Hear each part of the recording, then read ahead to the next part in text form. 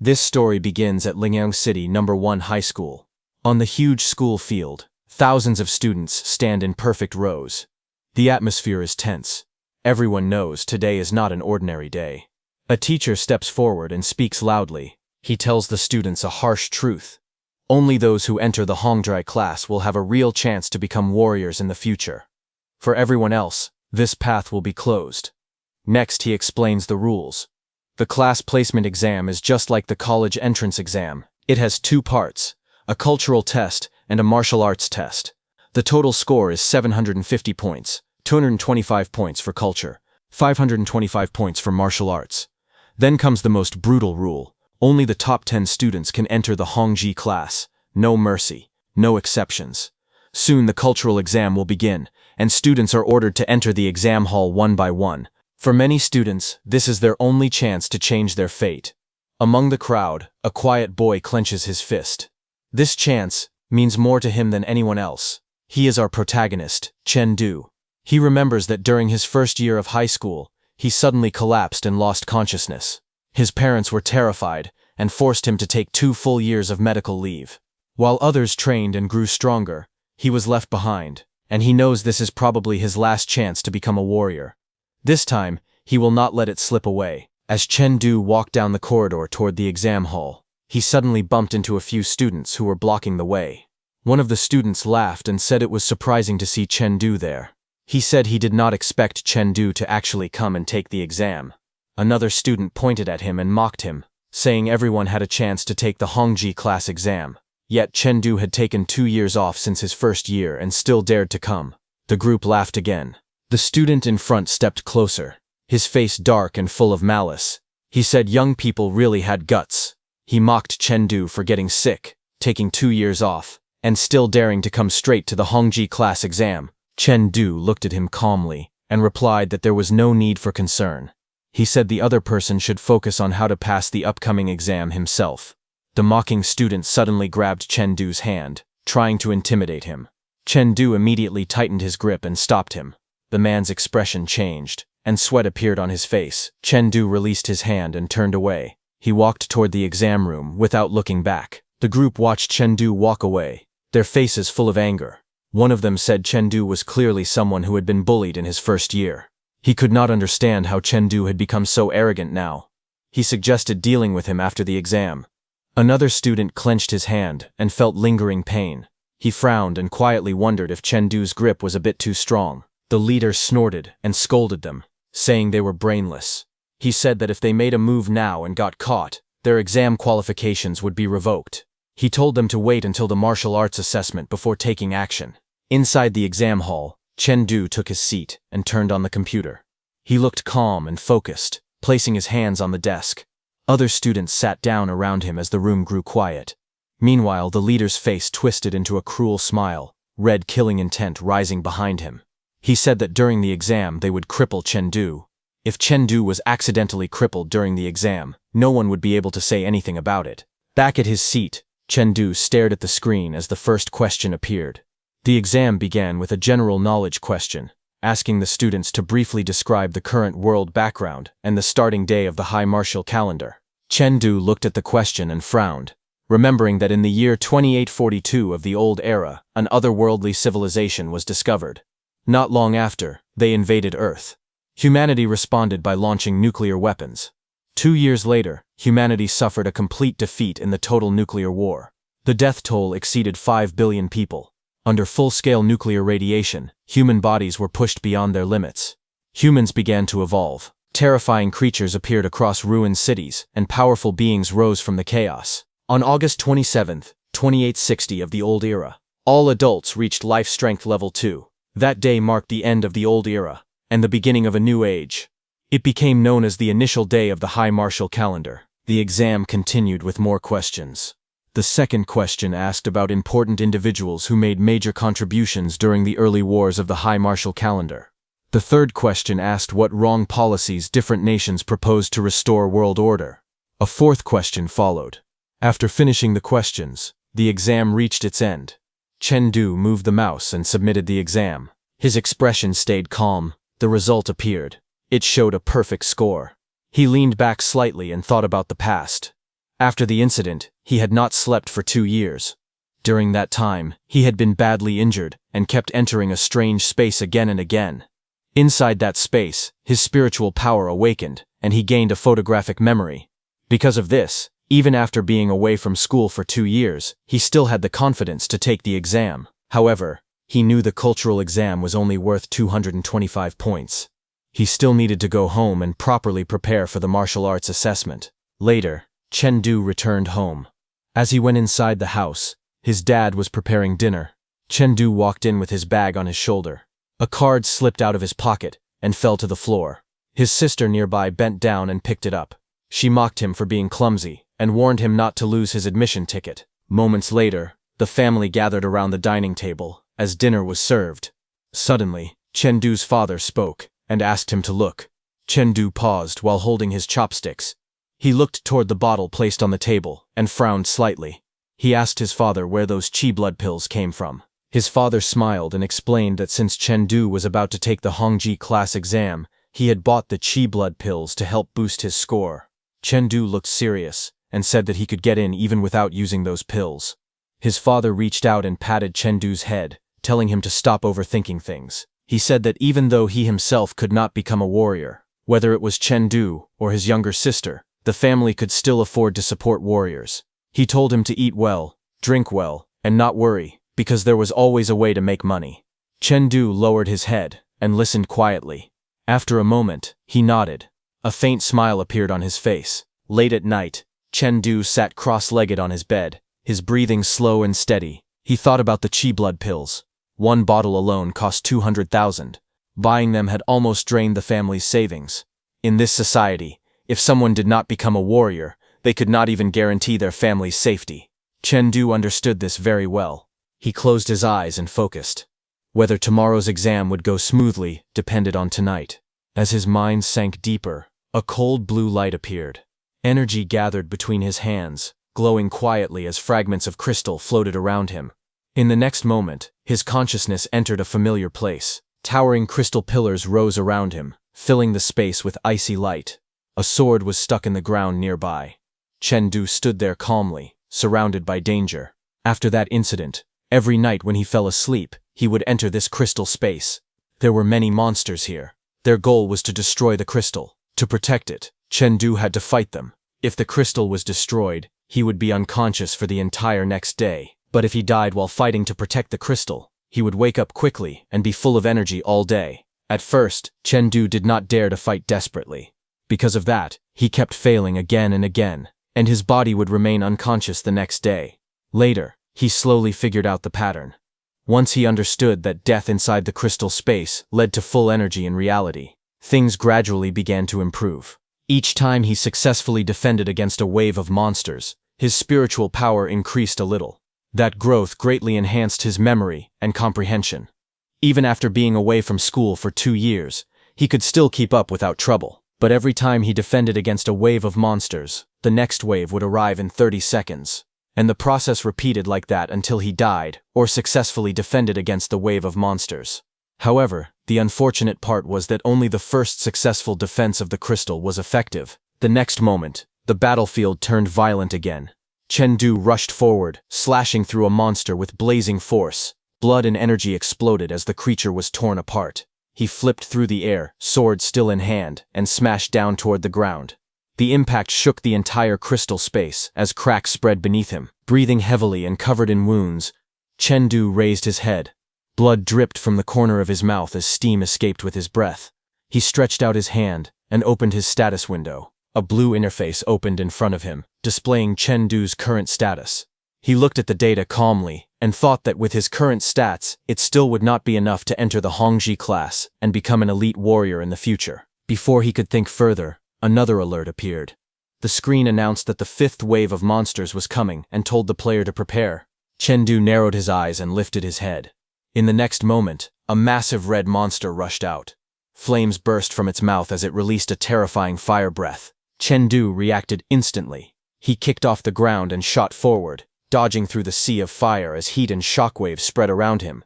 He landed hard, gripping his sword tightly, sliding across the cracked ground. The monster attacked again, swinging its claws down with overwhelming force. Chengdu leaped sideways and raised his blade. Then he leaped high into the air, sword pointed downward, aiming straight at the giant red lizard's body. The monster twisted violently. Its massive tail swept across the battlefield like a red storm. The strike slammed into Chengdu midair.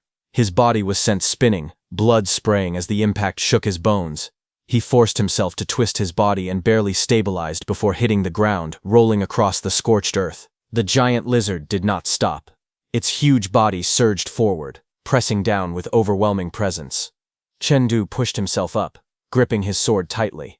After experiencing so many deaths, he had finally grasped the giant lizard's attack patterns and rhythm. His eyes sharpened. Spiritual power surged around his body as he stepped forward without hesitation. He charged straight at the monster, sword glowing as he thrust upward toward its head, launching his counterattack with precise timing. Chengdu activated his sword, flowing light sword technique. A blue sword light burst forward like a sharp breeze cutting through the forest. The attack slammed into the giant red lizard's body, sparks and energy exploding on impact. The monster roared in pain. Its eyes burned red as its aura suddenly surged. It went berserk. Chengdu was pushed back by the violent backlash. He twisted his body in midair and barely stabilized himself, landing hard on the lizard's body. He frowned and admitted that he had been careless, but at least he was not seriously injured. The giant lizard opened its mouth wide and let out a furious roar, flames and killing intent flooding the area. Chengdu steadied his breathing and tightened his grip on the sword. He told himself to stay calm. This time, he would definitely win. The red-scaled monster swung its massive body, opening its mouth wide as it roared. Its sharp fangs flashed, and sparks scattered through the air. Wrapped in blue light, Chengdu shot forward like a streak of lightning. His body cut through the air, closing the distance in an instant. The monster's eyes widened. It opened its jaws even wider, its tongue lashing out as it tried to swallow him whole. A loud impact echoed as Chengdu twisted his body midair and narrowly avoided the bite. He spun away, blue energy surging around him as he was flung backward by the force. His feet scraped through the air as he steadied himself. His face tightened, teeth clenched, sweat running down his cheek. His eyes stayed locked on the monster. The red beast suddenly reared back and spewed a torrent of flames. Fire roared forward, filling the space between them. Chengdu leaped again, using the monster's size to his advantage. He darted downward, slipping beneath its attack, his blue aura blazing brighter. In the next moment, he dove straight toward the monster's lower body. His attack came crashing down like a falling blade, the force tearing through the air as he struck. The red-scaled monster raised its head and released a blazing stream of fire. Flames poured from its mouth, lighting up its chest as heat spread in all directions. Chengdu reacted instantly. His body burst with blue light as he shouted, activating agility. He tightened his grip on the sword and surged upward. In the next moment, his blade came down in a straight line of blue light. The strike crashed onto the monster's head with overwhelming force. The impact shook the ground. The monster let out a furious roar as its massive body slammed downward. Rocks shattered and debris flew everywhere. Blue energy exploded across the monster's body. Chengdu landed firmly, sliding to a stop as the glow around him slowly faded. The sword was now deeply embedded in the monster's body. The red giant collapsed, completely crushed. A system notification appeared in front of Chengdu, congratulating him for successfully defending against 5 waves of monster attacks. His spiritual power level increased by 1. Another notification followed, stating that the defense waves were fully completed, and that a void immortal visualization method had been obtained. Chengdu stared ahead, shocked. Sweat slid down his face as he processed the reward. He thought that the increase in spiritual power itself was nothing special, but this visualization method was different. He then remembered what the school had explained before. Visualization methods were a rare type of technique, one that could actively cultivate spiritual power. Although he could increase his spiritual power level through system rewards, this kind of benefit was always better to have more of. Just as that thought settled, a system notification appeared, warning the host to prepare because the next wave of monsters was about to arrive. Chengdu turned his head to the side, breathing heavily. Steam escaped his mouth as dust and debris slowly drifted down around him. His eyes suddenly sharpened. In the distance, a strange pressure descended. The air darkened, and countless shadows began to emerge. A group of monsters gathered together, their massive bodies overlapping one another. Their eyes glowed red in the darkness, filled with killing intent. Chengdu stared at them, his expression turning serious. He quickly judged the situation. Each of those monsters had life strength one level higher than his own, and there were a full 30 of them. From his reaction, it was clear that passing this stage would not be easy anytime soon. After that, he returned to reality. Later, he sat quietly, cross-legged in his room, his hands resting together as he tried to calm his breathing. He decided to put everything else aside and check the visualization method first. A glowing blue interface unfolded in his hand.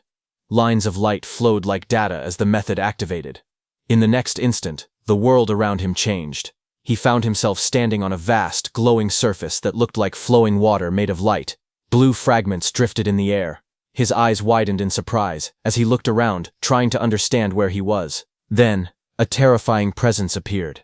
In the distance, an enormous shadow rose up. A giant figure stood before him, its body towering into the darkness. Its many eyes glowed red, staring straight at him with overwhelming pressure. Chengdu felt his breathing tighten. He lifted his head slowly and finally understood why it was called a visualization method. As long as he gazed at this giant, it would put him through trials. Back in the real world, he sat cross-legged on the bed. Blue flames of spiritual energy surrounded his body, rising and falling as he entered cultivation. The room was silent, filled only with the faint hum of energy. Suddenly the door swung open, and Chengdu's sister called him to come out to eat. Chengdu stood beside the bed, wiping his body with a towel. Sweat traced down his muscles, his physique clearly more defined than before. His sister watched him and teased that he seemed a bit more handsome. He glanced over, the corner of his mouth lifting slightly. He replied calmly, questioning whether he had not been handsome before. The girl puffed up in protest. She stepped closer, then suddenly yelped as he reached out and rubbed her head. She struggled and complained loudly, saying that he was messing up her hair. The girl froze for a moment, staring at him with wide eyes. A faint blush spread across her face as she muttered in confusion, wondering if her brother had always been this handsome.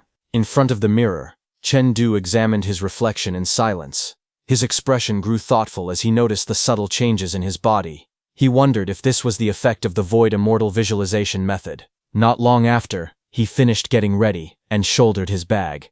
Before leaving, he called out that he was heading to the exam.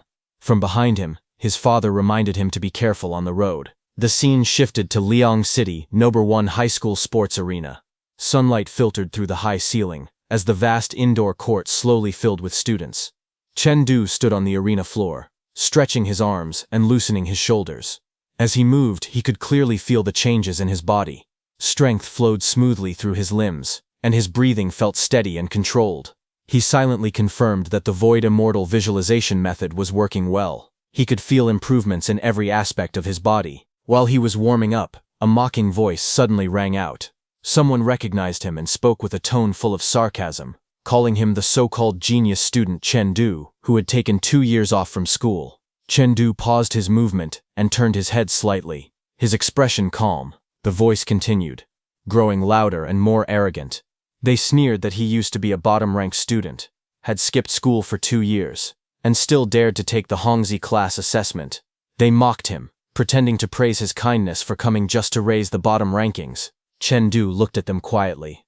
Then he spoke in a flat, steady voice, saying that he was still better than someone who could not even pass the cultural exam. The atmosphere instantly changed. One of the students' faces twisted in anger.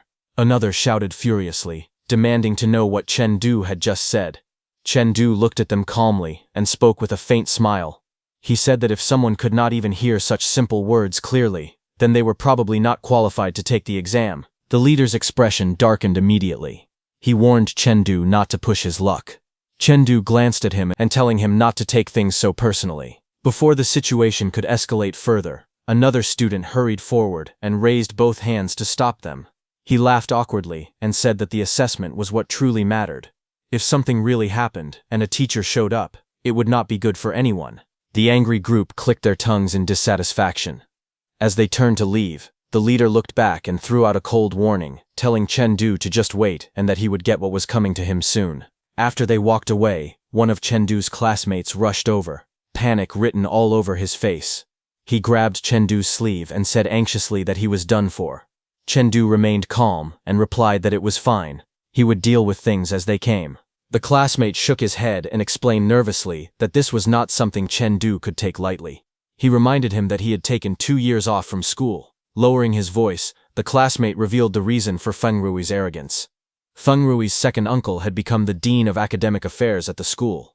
It was rumored that the dean had already leaked the martial arts assessment questions to Feng Rui this year. Chen Du listened quietly, his expression turning serious. In his heart, he concluded that he needed to be careful. It seemed Feng Rui might collude with teachers to sabotage him during the assessment. Just then, a large announcement panel appeared, clearly explaining the rules of the martial arts assessment. The test would consist of 2 parts, a strength test followed by combat duels. All examinees were instructed to enter their assigned exam rooms in groups of 10, according to their exam numbers. The strength test would begin first. As the students lined up, Chen Du's classmate reminded him that the exam was about to start. He told him not to think too much and just get in line. Soon the group was led into the testing area. A massive sandbag device stood before them, shaped like a strange creature with glowing red eyes. The atmosphere instantly became heavy. New rules were announced. The exam would use a last-place elimination system. Everyone had to strike the sandbag with full force at the same time. Those with the lowest scores would be eliminated on the spot. Murmurs spread through the group. Chen Du's classmate complained that this year's strength test was far too harsh. Chen Du listened quietly. He remained composed as he analyzed the situation. He reminded himself that there was still a combat duel coming afterward. Conserving strength was important. His gaze sharpened. He made a simple decision in his heart. He would win with speed. Blue energy surged around his arm as he stepped forward. His fist tightened, his expression cold and focused. As he prepared to strike, Feng Rui cracked his knuckles and laughed confidently, saying that this test was a piece of cake and that he had strength to spare. A clear announcement rang out across the arena, declaring that the first group's assessment had begun. Chen Du stood, his expression calm and focused. Across from him, Feng Rui's face appeared fierce and twisted with arrogance. His red eyes filled with excitement as killing intent surged. In the next instant, Feng Rui stepped forward. He roared as he swung his fist with full force. Red energy exploded around his arm as his punch smashed into the sandbag. A deafening impact shook the arena. The massive sandbag caved inward, waves of force rippling outward as dust and shockwaves filled the air. The crowd froze for a moment, then erupted. Students shouted in excitement, calling Feng Rui amazing and praising his overwhelming strength. Someone yelled that it was exactly what they expected from him, and that he was far too strong. More voices followed, whispering in shock. They said they had heard Feng Rui's strength had already reached nearly 1,400 jin. One of Feng Rui's followers smirked and pointed ahead, saying that their boss had taken first place and that someone else was probably going to be eliminated this round. In the next instant, Chen Du moved. His figure blurred. A deep pressure surged through the air as his fist shot forward. A violent shockwave exploded across the testing area. The sandbag caved in with a thunderous boom, its massive body warping violently as the force tore through it. For a moment, the entire arena went silent. Students froze in place, eyes wide in disbelief. Someone shouted in shock, asking what had just happened. Another voice trembled as it reported the result. 1,500 jin of punching force, achieved at only life strength level 5.1. Feng Rui's confident expression cracked.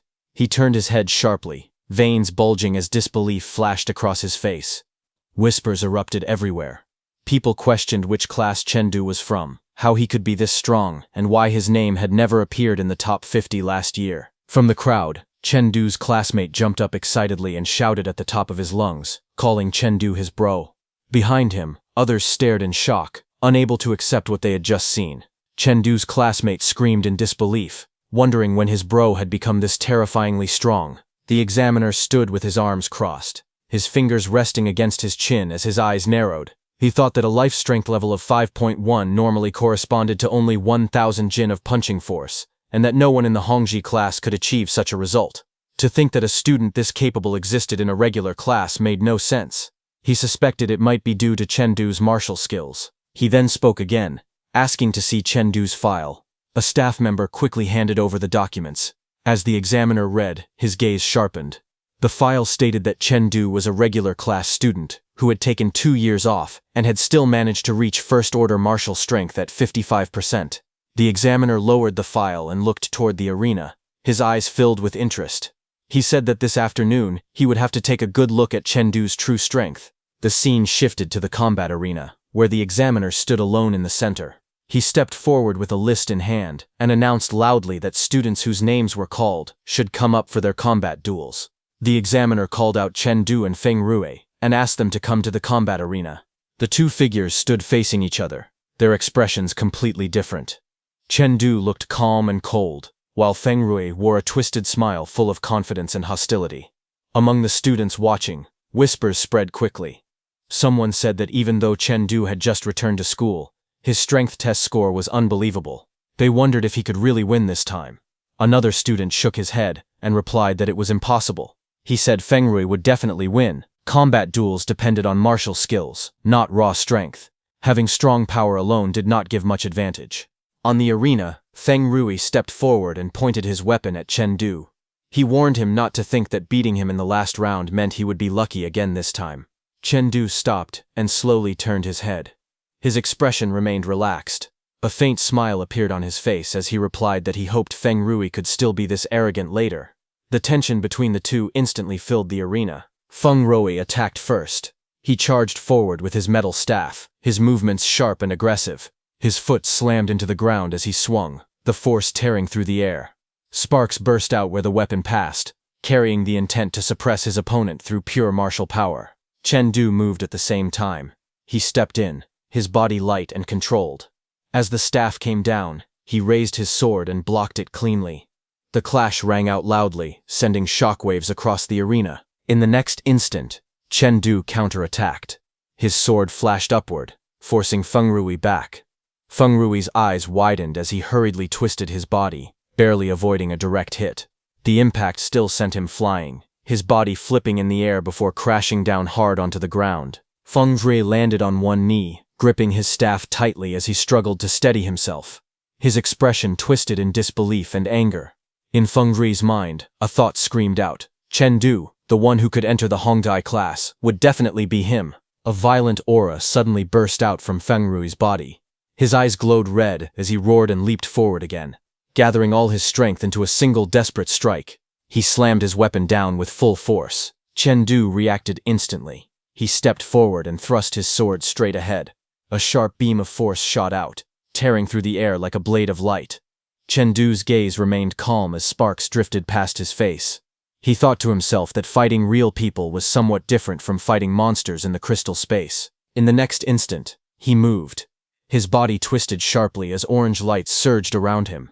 He stepped in and struck, his attack spinning like a blazing arc. The force exploded outward, ripping through the air with violent momentum. The impact crashed down like a falling pillar of light. The arena shook as power slammed straight into Feng Rui. Feng Rui was thrown backward. His body spun uncontrollably as the shockwave tore through the ground beneath him. Dust, debris, and fragments burst into the air. Chen Du did not stop. His eyes narrowed as he followed up instantly. He saw it clearly. Feng Rui's stance was unstable. Before Feng Rui could recover, a cold blue light erupted. A sharp breeze swept across the arena as Chen Du unleashed his technique. The attack descended like flowing wind beneath a forest canopy, clean and precise, yet overwhelmingly sharp. The blue energy surged upward, cutting straight through Feng Rui's defense. Feng Rui's body was lifted into the air, completely overwhelmed. As the force swallowed him whole, Feng Rui suddenly coughed violently. Blood sprayed from his mouth as his eyes widened in pain. In the next moment, Feng Rui's hand moved. A short blade flashed as he drew it smoothly, his expression cold and focused. Chen Du stepped in without hesitation. His sword came down in a sharp arc, the strike carrying overwhelming force. The impact landed squarely on Feng Rui, sparks bursting at the point of contact. Feng Rui tried to resist, his face twisting in fear and shock. But before he could recover, Chen Du closed the distance. A heavy punch smashed straight into Feng Rui's face. The sound echoed sharply. Feng Rui's eyes rolled back as his body flew backward. He crashed hard onto the ground, limbs limp, completely knocked out. The arena fell silent for a split second. In the stands, students stared in disbelief. Someone shouted that Chen Du had actually won. Another voice yelled in shock, unable to understand what had just happened. Some even muttered wildly, wondering if Chen Du had taken drugs or done something unbelievable. On the arena floor, Feng Rui lay motionless. The examiner raised his hand and spoke calmly, ordering the medical team to check Feng Rui's condition. He then announced that the students in the next combat duel should prepare. Just then, the examiner called out for Chengdu to wait a moment. Chengdu paused and turned his head. A bead of sweat slid down his face as he looked back calmly. Teacher Ling stood in the arena, hands behind his back, his expression steady and composed. Chengdu stepped forward and lowered his head slightly. He apologized, saying that he had been too caught up in the moment and had failed to control his strength properly. Teacher Ling looked at him for a second, then spoke in a calm tone. He said that getting injured in combat duels was normal and told Chengdu not to worry about it. He reminded him to be more careful next time and added that Chengdu had worked hard today. Before dismissing him, he casually told him to remember to stretch when he got home. Chengdu straightened and thanked his teacher respectfully. As Chengdu stepped aside, Teacher Ling's gaze shifted toward the direction Feng Ruoyi had been taken.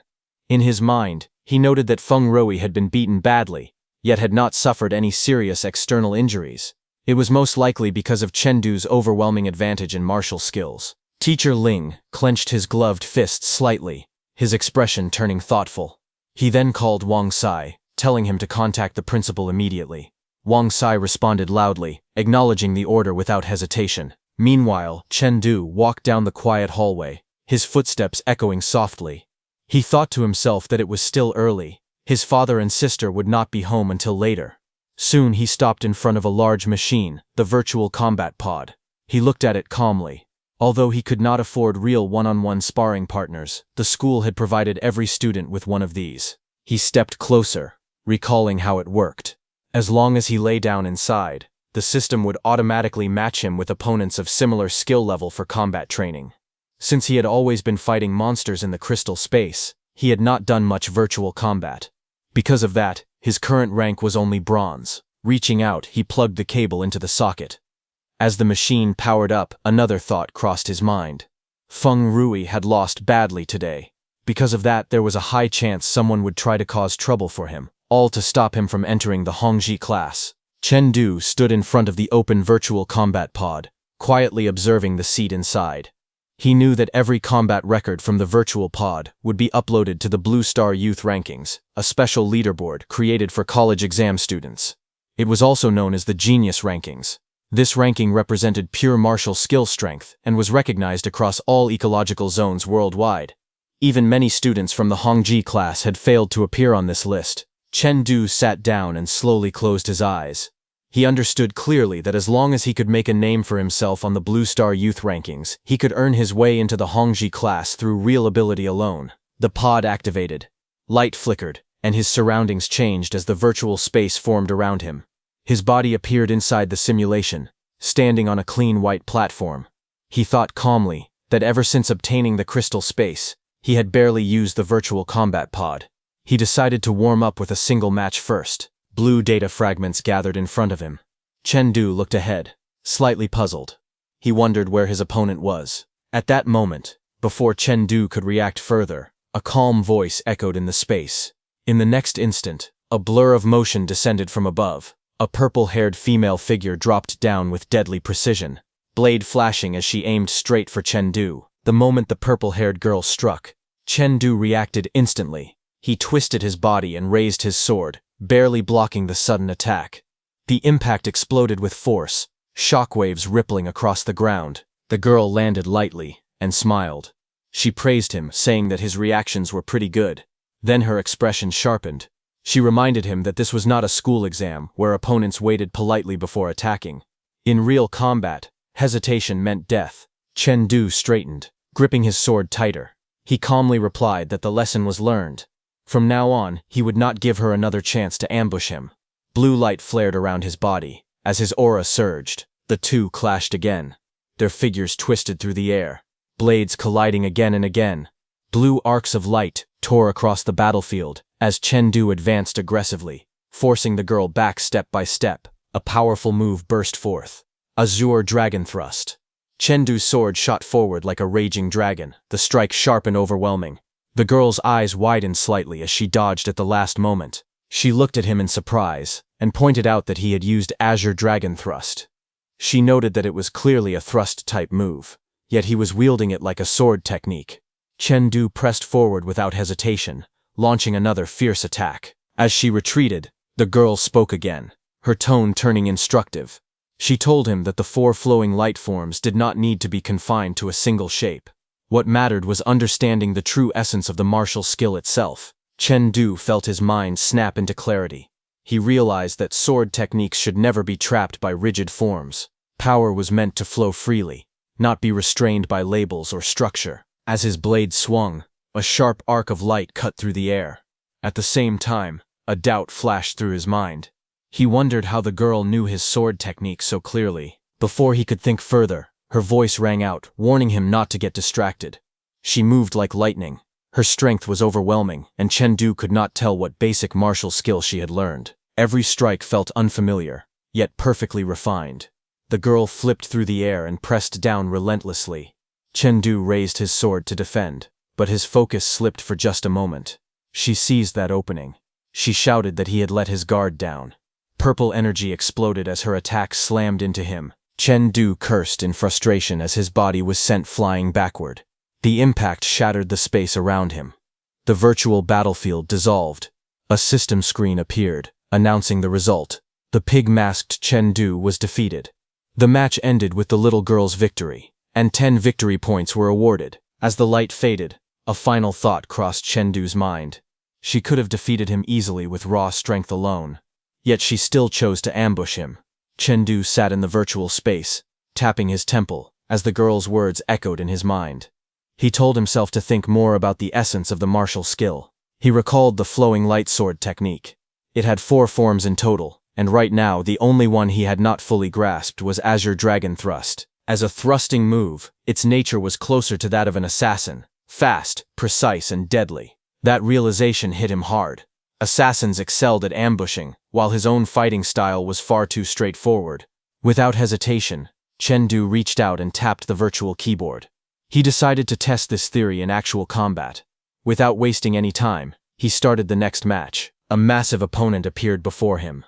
A towering, muscular man wielding a heavy chain weapon.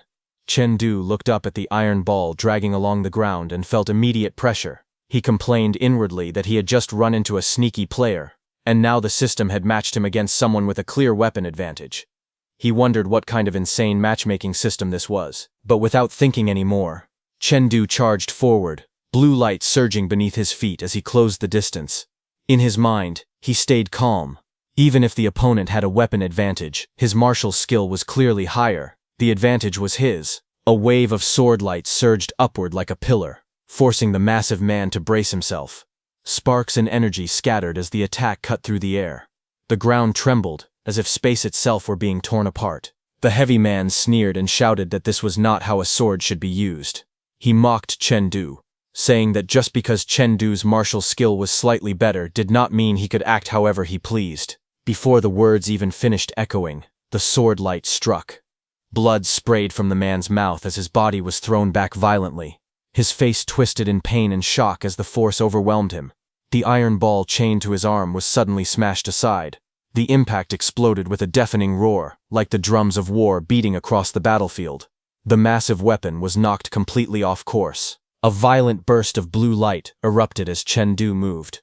The sword intent surged like a raging wind, spreading outward in layers. A move activated. Breeze beneath the forest. The heavy iron ball trembled violently as the energy crashed into it. The massive man's eyes widened in shock. He had not expected the attack to change direction so suddenly. Before he could react, Chengdu vanished from his sight. In the next instant, Chengdu appeared behind him. Chengdu's body twisted midair, his sword thrusting down with precision. The blade plunged straight past the man's defense. The opponent's face froze in disbelief. He shouted in shock, unable to understand how Chengdu had moved from the front to his back in a single breath. Blue light coiled around the sword like a living dragon. Azure Dragon Thrust. The thrust pierced through with explosive force.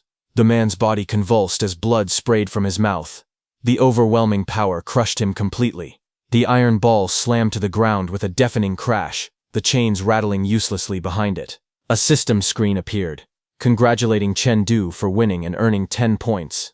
Chengdu stood still, lowering his sword. Blue particles slowly faded around him as he looked down at his hands.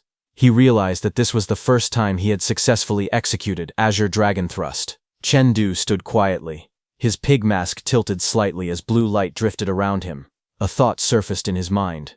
He wondered why the sword was called ingenious. As his understanding deepened, he realized that ingenious did not mean mere dexterity. It meant adaptability. The sword could be hard or soft. It could be hidden or revealed. It could strike like thunder, fierce and unstoppable, or flow gently like calm water. As the final form of the flowing light sword technique, Azure Dragon Thrust was not meant to be rigid. It was meant to teach him this truth. The sword was not bound to a single stance or method. It could be wielded openly and honorably, or used for sudden covert strikes. Standing there, Chengdu lowered his sword slightly. His eyes sharpened behind the mask. He understood now. The sword was a weapon that defied definition. A system notification appeared. Congratulations, host. Flowing light sword technique increased from first order 89% to first order 90%. Chengdu smiled faintly. Another system message followed, its tone urging him onward. Combat deepened understanding. One more battle. Another notification flashed. Congratulations, host. Flowing light sword technique increased. Chengdu tightened his grip on the sword. System messages continued to appear, one after another, as his comprehension steadily rose. Each clash sharpened his insight. Each fight refined his sword. After continuously refining his sword technique and winning many matches, Chengdu became so hungry that he decided to take a short break and come out of his virtual combat pod. A system voice congratulated him, announcing that he had entered the top 10,000 of the Blue Star Youth rankings. Chengdu froze. His eyes widened as he stared ahead, stunned by what he had just heard. He repeated the words slowly, unable to believe them. Top 10,000 of the Blue Star Youth rankings. After a brief pause, he spoke again, telling the system to show him all his ranking details. The interface immediately responded. Blue Star Youth rankings. Rank 622-9, 7th Ecological Zone Youth rankings. Rank 654, Giant Bear Domain, Youth rankings. Rank 55, Purple Cloud District Youth rankings. Rank 7, Liang City Youth rankings. Rank 1. The system confirmed the request with a calm reply. Chengdu's breathing quickened as he read through the results. His expression shifted from shock to excitement. He had not expected that after mastering Azure Dragon Thrust this time, he would become first in all Liang City Youth rankings. His grip tightened on the armrest. A wide smile spread across his face as excitement burst out of him. In his heart, he knew it was settled now. His place in the Hongji class was secured. After that, Chengdu walked along the road with a backpack on his shoulder, heading toward his home. But suddenly, someone shouted his name. Chengdu paused and turned his head. A middle-aged man stood not far away, pointing at him with a stern expression. He scolded Chengdu, saying that seeing a teacher and not greeting him was ill-mannered. The man was Feng Liguo, the Dean of Academic Affairs of Liang City No. 1 High School, and Feng Rui's second uncle. Chengdu turned around fully and greeted him politely, calling him teacher. Nearby students watched quietly. Some of them stared at Chengdu's armband, their expressions changing as recognition slowly spread. Feng Liguo frowned and spoke again. He announced that this semester, as the Dean of Academic Affairs, he would personally conduct uniform inspections. He pointed at Chengdu and questioned what he was wearing. Chengdu lowered his gaze slightly and replied calmly that it was the school uniform. A few students nearby let out suppressed laughter. Feng Liguo suddenly shouted for silence. Whispers still spread among the students. Some said that Chengdu was in trouble, that Feng Rui had still not been discharged from the hospital, and that his second uncle would definitely seek revenge. Others claimed they heard Chengdu had won by using banned substances and said he deserved what was coming. Someone else muttered in confusion, saying they thought Chengdu was actually that strong. Feng Liguo suddenly lashed out. He raised the wooden baton and struck down, shouting angrily that this, and this, all of it failed. Chengdu tilted his head slightly and avoided the blows. His expression remained calm. He spoke evenly, saying that everything he was wearing complied with school rules, and he did not understand what was failing. Feng Liguo's face twisted with rage. He pointed at Chengdu and roared, demanding how he dared to talk back. The baton came down again. This time, Chengdu reached out and caught it firmly in his hand. The motion was clean and direct. The strike stopped instantly. Feng Liguo froze for a moment. Then he shouted even louder, accusing Chengdu of being disobedient and defying teachers. He declared that he would report Chengdu to the principal and have him expelled. Just then, a calm voice cut through the tension. Someone asked who was looking for him. Chengdu stood holding the broken baton, his expression steady. Feng Liguo stiffened and turned his head. Two men walked forward from the crowd. One was Li Mu, the principal of Liang City No. 1 High School. The other was Wang An-chan, the mayor of Liang City. The surrounding students fell silent. Feng Liguo hurried forward, pointing excitedly and shouting that it was him, Chengdu. Li Mu stopped in front of Chengdu and looked at him carefully. His expression softened slightly. He asked if Chengdu was really Chengdu. Chengdu was startled for a moment, then nodded and replied that he was. Li Mu smiled faintly and spoke again. He said they had come specifically to see him and introduced the man beside him as Mayor Wang. Chengdu straightened his posture and greeted them politely. He asked what this was about. Mayor Wang laughed loudly. He said that Chengdu had become No. 1 in the Liang City youth rankings and had even entered the top 1% of the Blue Star youth rankings. Because of that, he naturally had to come and see what kind of prodigy Chengdu was. The words landed like a shockwave. Feng Liguo froze. His eyes widened as he shouted in disbelief, asking if Chengdu was really in the top 1% of the Blue Star youth rankings. Behind him, the surrounding students stared in shock, mouths hanging open as the truth finally sank in. Whispers spread through the crowd. Students stared at Chengdu in awe, exclaiming that he was actually that amazing. Someone muttered that, with that level of strength, Chengdu would never need drugs to defeat Feng Ru. Others excitedly said that Brother Du was so talented that he was definitely getting into the Hongji class. Amid the noise, Li Mu spoke calmly and told Chengdu to come with them to the conference room first. He said there was something they needed to discuss. Feng Liguo sat collapsed on the ground, completely ignored. Chengdu nodded and replied with a simple yes. He walked away with the principal and the mayor as the students watched in silence. The scene shifted to the conference room. Chengdu entered and politely greeted them again. Inside, two students were already present. One was Lu Bo, a senior from Liang City No. 2 High School and second place in the Liang City youth rankings. The other was Mo Leitrai, from Liang City No. 1 High School's Hongji class, ranked No. 1 in that class. They exchanged brief glances. They did not know each other. Their eyes met, then shifted away almost at the same time. The atmosphere was quiet and slightly awkward. After everyone took their seats, Wang Anchuan leaned forward and got straight to the point. He explained that the 100 cities under Purple Cloud District's jurisdiction were preparing to hold a competition for high school seniors, and that each city would send its top 3 senior students based on martial skill rankings, using the rankings as of 6 p.m. the previous night. The teams would be led by a warrior of level 15 or above, and would participate in a 3-day 100 cities championship held at High City No. 1 High School. As the explanation went on, Chengdu listened quietly. Mayor Wang then revealed the rewards. He said the top 10 finalists in the championship would receive different amounts of college entrance exam bonus points and prize money, starting at a minimum of 10 bonus points and 100,000 yuan. Chengdu lowered his gaze slightly, his expression turning serious. Mayor Wang looked at him and asked if he was willing to participate. Before Chengdu could answer, Mo Leite raised his hand and spoke. He asked the mayor why the competition was not using virtual combat, since it was based on martial skill rankings. Mayor Wang answered calmly. He said that compared to virtual combat, the district leadership believed real combat was more effective. He explained that warriors would be present to ensure safety. During the matches, everyone would wear specially made suits and fight at the same life strength level. Chengdu thought calmly to himself. With his current martial skill level, he was at least within the top 20 of the Purple Cloud District. With his daily rate of improvement, reaching the top 3 should not be a problem. He lowered his gaze, his expression steady. Even if he did not make the top 10, this competition would still allow him to understand the true level of his peers. There was no need to put too much pressure on himself. Across the table, the mayor smiled gently and advised him not to overthink it. After a brief pause, Chengdu raised his hand and spoke clearly. He said that he would participate. Beside him, Mo Leite smiled and added that he would participate as well.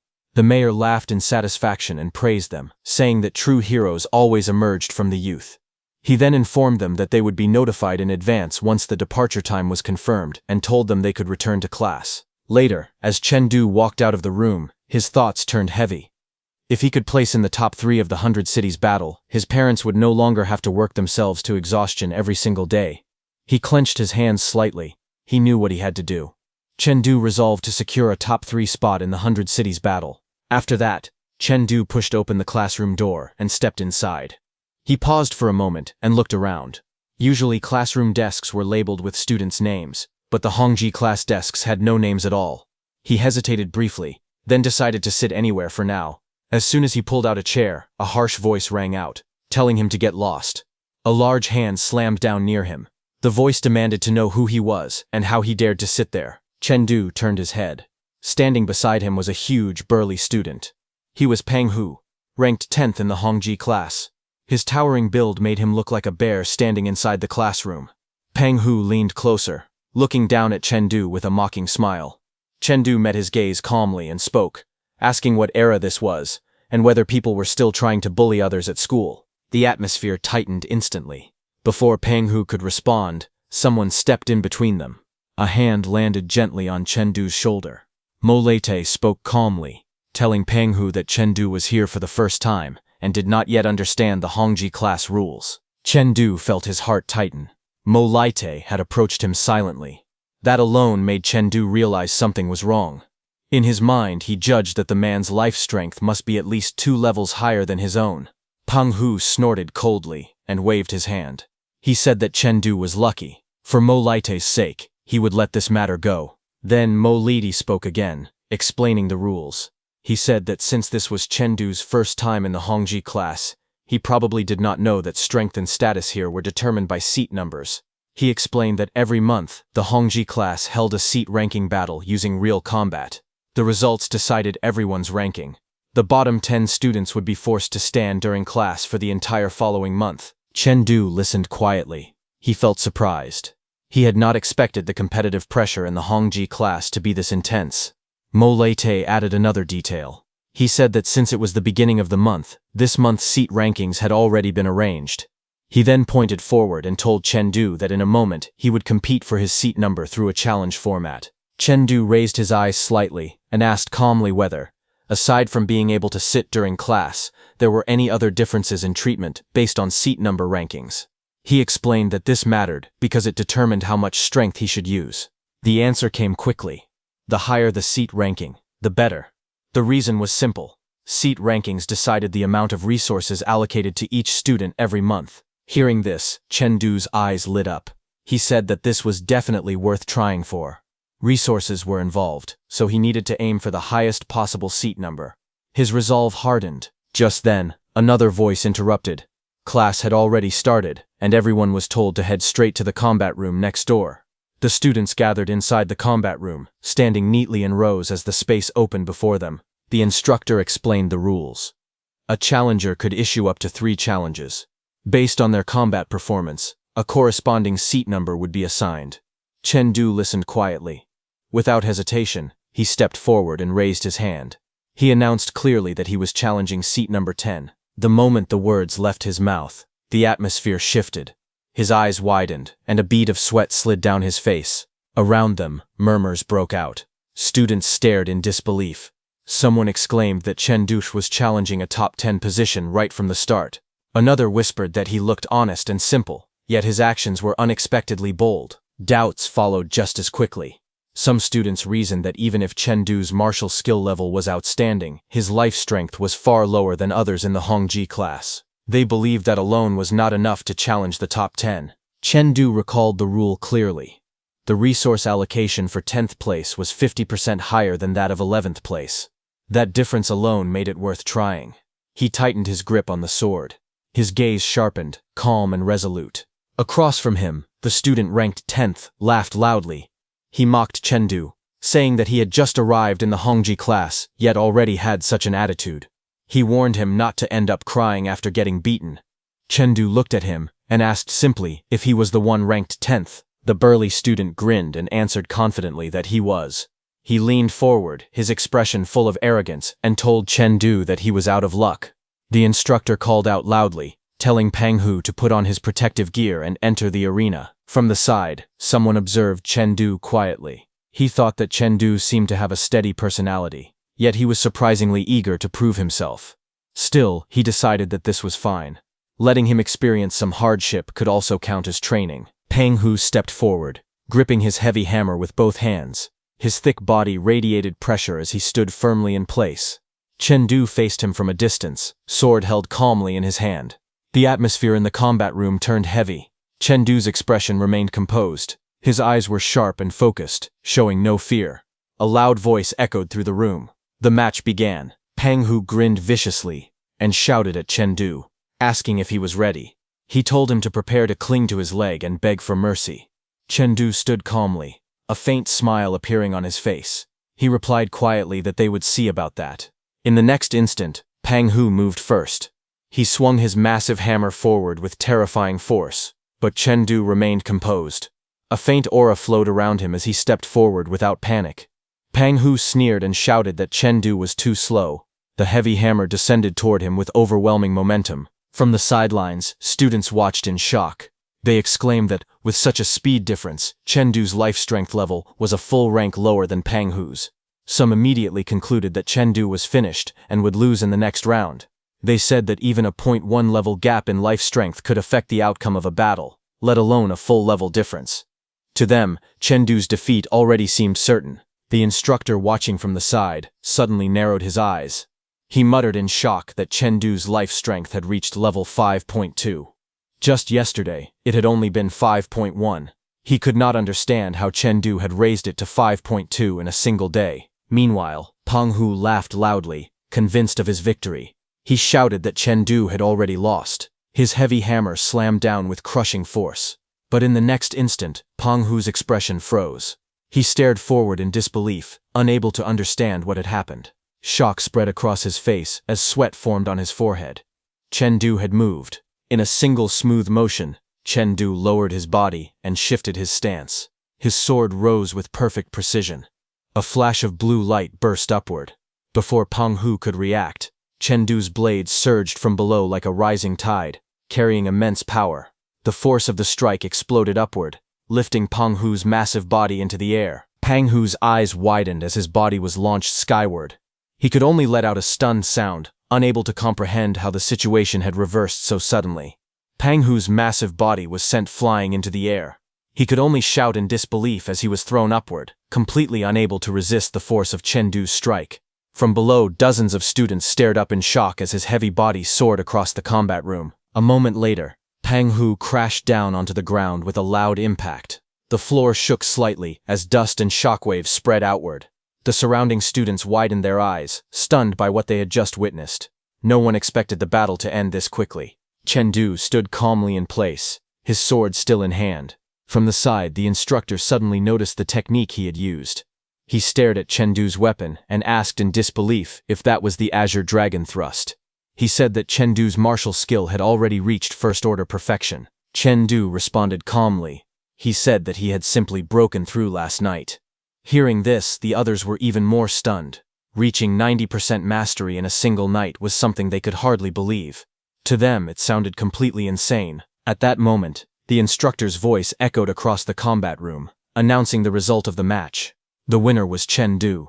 Chengdu relaxed slightly and lowered his sword, his expression returning to its usual calm as the outcome became official. The students around the arena erupted in shock. They stared at Chengdu and exclaimed that he had actually won despite a full-level difference. Some could not believe their eyes. Others shouted that it was incredible. He had taken the victory with just a single strike. Among the crowd, Mo Laita muttered that Chengdu truly was a late-blooming genius. The instructor stepped forward and announced that Chengdu had earned seat number 10. He asked if Chengdu wanted to continue challenging for a higher rank. Chengdu shook his head calmly and refused. He explained that even if he moved up a few more spots, the difference in resources would not be significant. It would be better to conserve his strength. The surrounding students immediately surrounded him. One of them smiled and took out his phone, asking to add Chengdu on WeChat, since they were classmates and should stay in touch. Others quickly joined in, asking to be added as well. Chengdu looked slightly awkward under the sudden attention, but still agreed politely. At that moment, Pang Hu slowly got back on his feet. His earlier arrogance was completely gone. He looked up at Chengdu nervously and called him Big Brother, asking him not to hold a grudge and to forget what he had said earlier. Chengdu looked at him calmly and thought to himself that Pang Hu really knew how to bend with the wind. After the match ended, Chengdu stood quietly among the students. Just then, a voice called out to him. The instructor told him to come to the office after class. Chengdu turned his head in surprise, wondering what it was about. Later, he knocked on the office door. A calm voice from inside told him to come in. Chen Du entered and saw the principal sitting behind a desk, writing something on a document.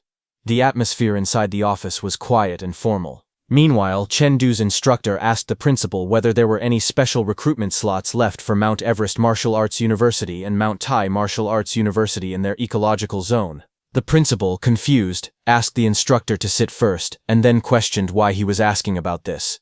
The instructor told the principal that he wanted to try and see if Chen Du could qualify through special recruitment. Upon hearing this, the principal's expression turned thoughtful. He explained that both Mount Everest Martial Arts University and Mount Tai Martial Arts University were ranked among the 8 great schools. Their minimum requirement for students was martial skill at first-order perfection.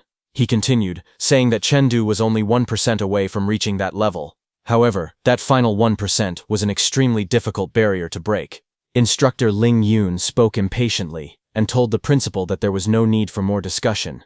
He reminded him that there was a device in the office used for testing students' martial skill proficiency, and suggested letting Chen Du try it. The principal sighed and replied that Ling Yun always overthought things.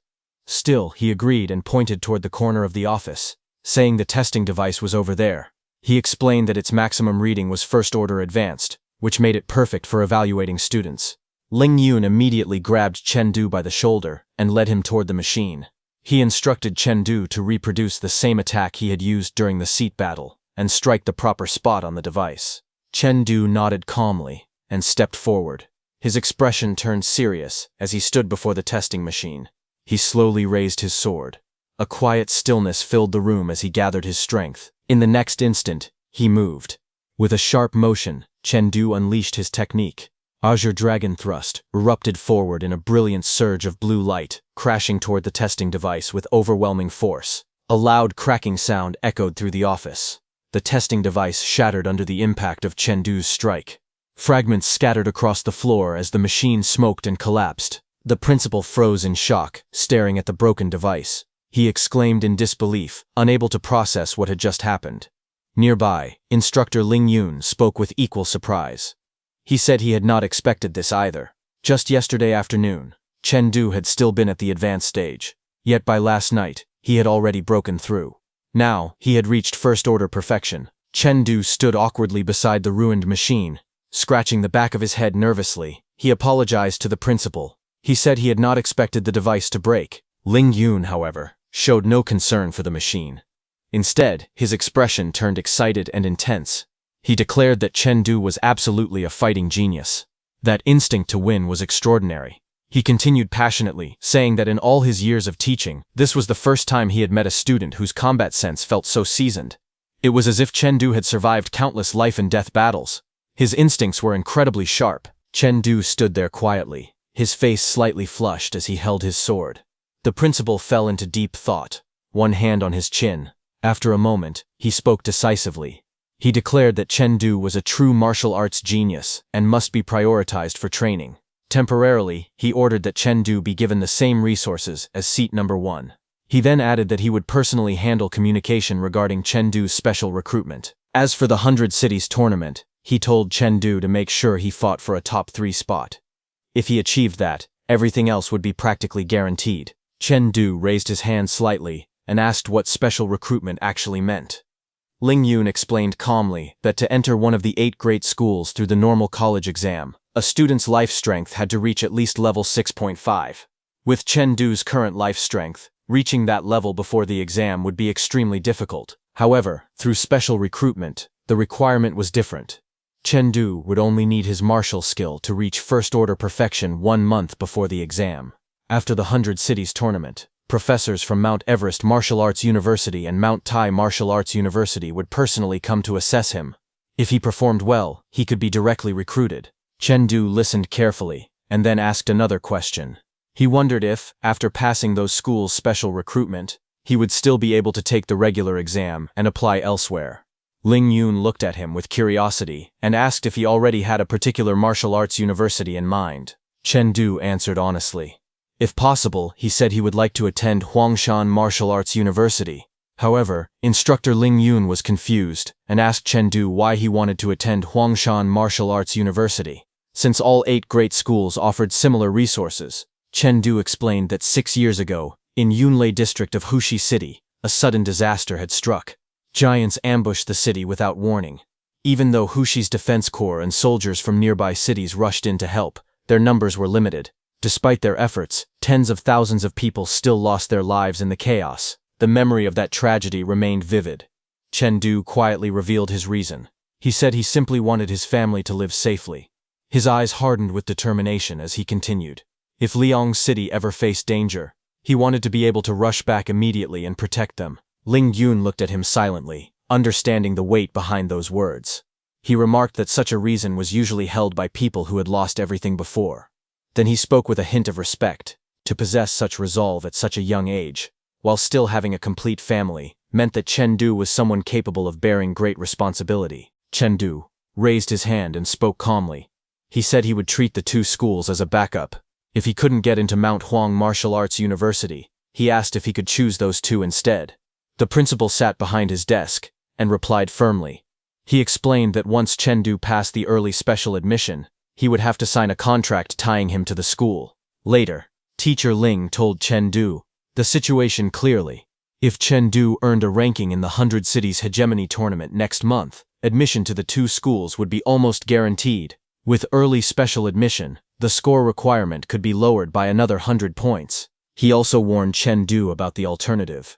If he didn't take the early special admission route, his life intensity would need to reach 6.5, and the exam score reduction would only be at most 30 points. He advised Chengdu not to take risks with his future. Chengdu smiled lightly and thanked both the teacher and the principal. He said he would think about it carefully. Then, outside the school gate, Chengdu walked alone among the passing students. He thought about the timeline. Early special admission would only begin after the 100 Cities tournament, still more than a month away. As he crossed the street, he planned ahead.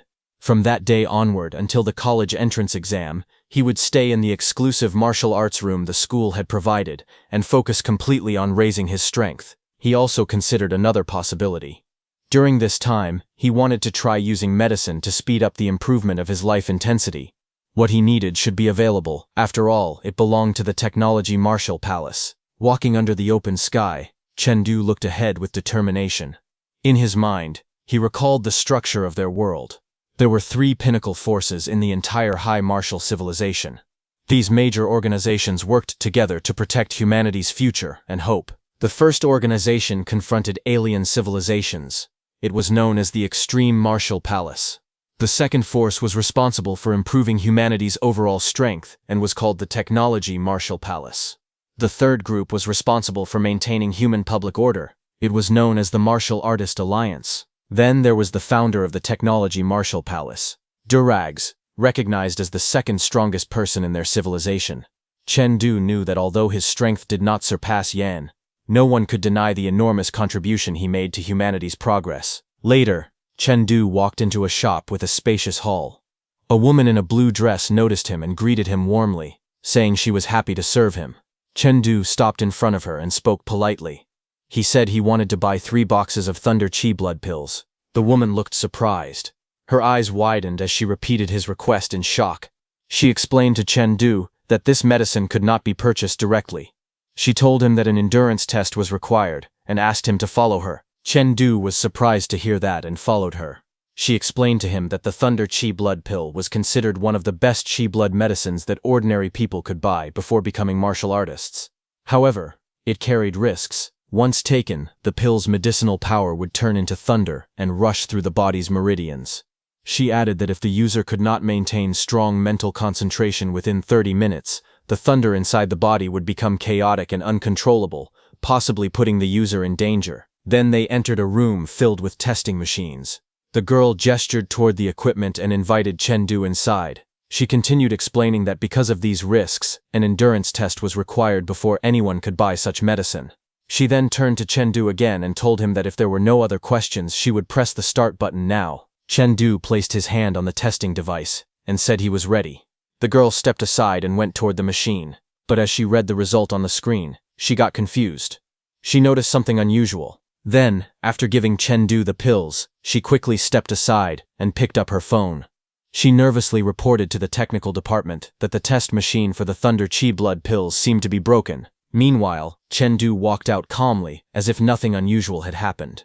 Later, Chengdu returned to his exclusive martial arts room at school. He sat on the floor with his bag beside him. He first checked the instructions. 1 pill per day for 10 days, made 1 cycle. Taking up to 3 pills at once was allowed, but doing so increased the pain to 5 times that of a single pill. Regardless of taking 1 or 3 pills, the effect lasted for 30 minutes. After 3 to 5 cycles, antibodies would appear, and the medicine would weaken. Chengdu studied the pills in his hand. He noted that the endurance test he took earlier only had the pain level of half a pill. To him, it was incredibly easy. He evaluated the situation calmly. If he swallowed 3 pills together, the pain would be 10 times greater than the store's test. He believed it should still be manageable. Without hesitation, Chengdu opened his mouth wide and tossed all 3 pills in at once. The next second, a sudden shock hit him. His eyes widened as the pain surged through his body. Lightning burst out instantly. Chengdu's entire body arched backward as electricity exploded around him. Blue lightning wrapped around every inch of him, crackling violently across the room. His muscles tightened, and he grit his teeth, enduring the overwhelming surge as power roared through his meridians.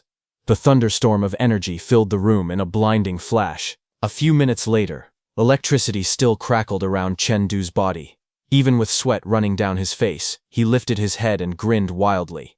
He asked with a shaky smile, "Is that it?" Then, a few more minutes later, the lightning finally faded. Exhausted, Chengdu slumped forward, breathing heavily. His clothes clung to him with sweat as he let out a long breath. A blue system window appeared before him. The notification stated that his life intensity had increased from 5.2 to 5.3. Seeing that, Chengdu's eyes lit up. He clenched his fist in excitement and said that he was now 1 step closer to reaching level 6.5.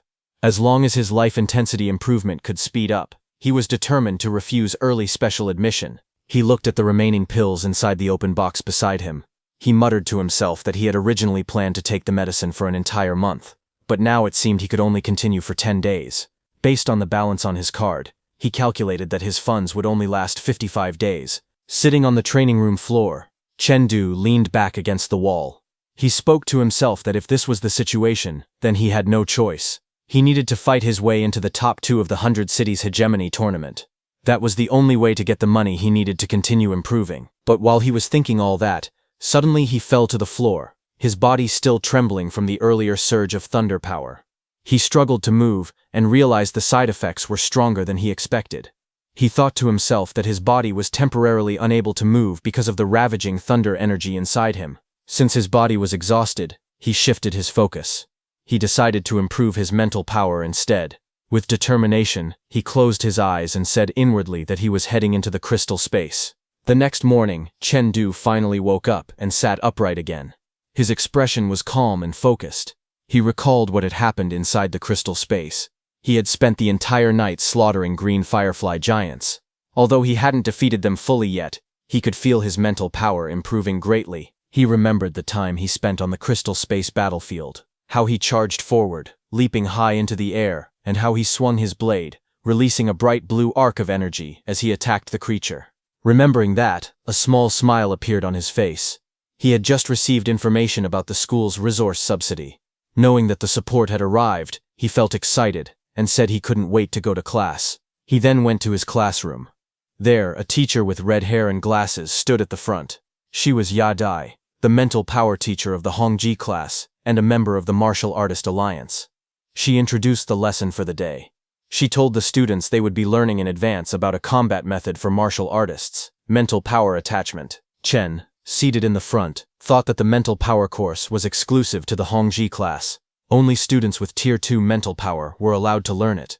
He saw that the teacher leading the course had a life intensity above 15, an impressive level. The red-haired teacher continued her explanation. She said that the higher one's martial arts skill level, the greater the development of physical strength. But if mental power was mastered properly, it could produce twice the result with half the effort. She went on, explaining that physical strength generated by martial arts dispersed throughout the body.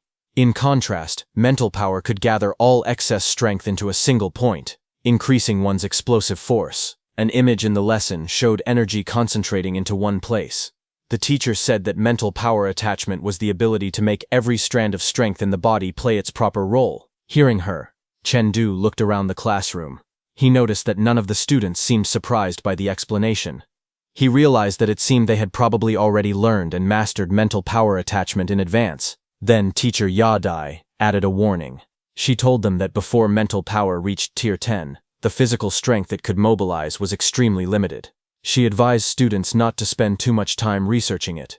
For the college entrance exam, she said the main focus should still be on raising life intensity. Then she clapped her hands and made an announcement. She said that she would now test everyone's mental power, and instructed all students to stand up. As she raised her hand, a glowing flute appeared above her palm, crackling with light. She stood at the front of the classroom and addressed the students. She told them that she would use a short flute to play the Song of Exhaustion, which would reveal exactly how much mental power each of them had.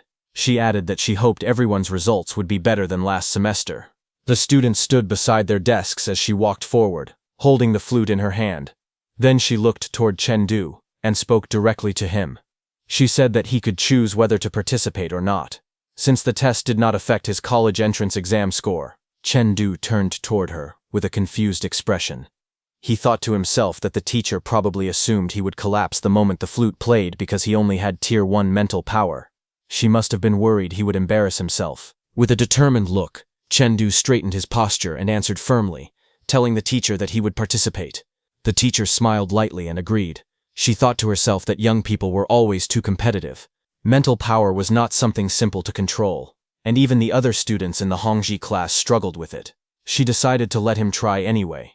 Since teacher Ling Yun took special interest in him, she planned to keep Chengdu behind after he inevitably failed so she could counsel him privately. She lifted the flute to her lips and announced that the students should focus their attention and resist with all their strength. Her song of exhaustion would make both their bodies and minds feel drained at the same time. Chengdu stood with a determined expression, ready to face whatever would come next. All the students responded confidently, shouting that they were ready. The teacher lifted her flute and began to play. A wave of glowing purple energy burst out, swirling around her as musical notes formed in the air. The song of exhaustion filled the room, wrapping her entire body in a shimmering purple aura. Chengdu stood among the students as the energy spread toward him. He looked up at the purple light with a surprised expression, watching it approach. In his mind, a strange figure appeared in front of him, a dark humanoid shape wrapped in the same purple aura. The creature turned its head toward Chengdu. Chengdu stared at the figure in confusion, wondering what this was. But the next second, Chengdu's eyes widened as the humanoid charged, cutting through the illusion with a clean strike. The monster kicked Chengdu with a powerful blow, but Chengdu blocked its attack with his hand. Purple energy spread all around.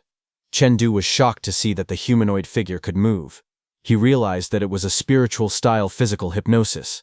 He tightened his fist with a confident smile, ready to counter whatever came next. The teacher lowered her flute slightly. As she stared at Chengdu, she was shocked to see that Chengdu stood calmly in front of her, unfazed by the purple spiritual pressure still filling the room. She watched him closely and noted that Chengdu was actually holding up. He wasn't frowning or struggling.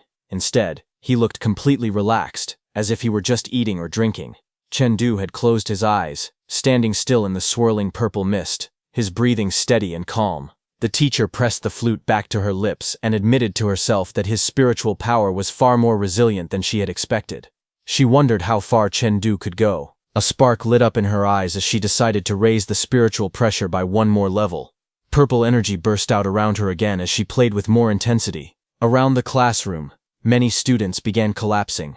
Some trembled, their legs too weak to support them.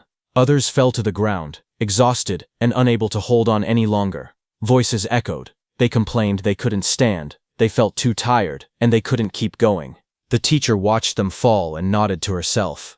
It was just as she expected. Most people could not withstand the song of exhaustion at this level. The teacher narrowed her eyes, directing her gaze at Chengdu, wondering about him. But she was shocked when she saw Chengdu still standing without much reaction. The purple spiritual aura twisted behind Chengdu as he continued to stand firmly in place. Students nearby stared in disbelief. One of them cried out that Chengdu was still holding on.